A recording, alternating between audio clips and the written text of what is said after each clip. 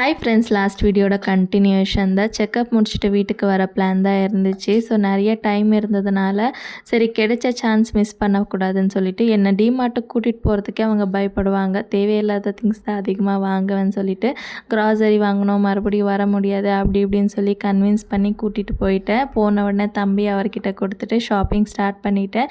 சாட்டர்டேன்றதுனால நிறைய கூட்டமாக இருந்துச்சு. ஜஸ்ட்டு ஷாப்பிங் எல்லாமே முடிச்சுட்டு வந்துட்டோம். என் ஹஸ்பண்ட் மட்டும்தான் இப்படியே, உங்கள் ஹஸ்பண்ட் இப்படியான்னு மறக்காமல் கமெண்ட்ஸில் வந்து சொல்லுங்கள். ஸோ சாட்டர்டேன்றதுனால ஜஸ்ட் வெரைட்டி ரைஸ் மட்டும் வாங்கி சாப்பிட்டுட்டு அங்கேருந்து கிளம்பி வீட்டுக்கு வரத்துக்குள்ளேயே ஈவினிங் போல் ஆயிடுச்சு.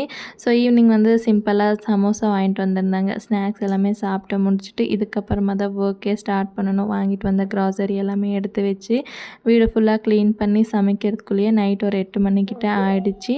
அன்றைக்கி டே இப்படி தான் போச்சு. ஸோ வீடியோ பிடிச்ச லைக் பண்ணிவிட்டு மறக்காமல் சேனலை சப்ஸ்கிரைப் பண்ணிக்கோங்க. பாய்.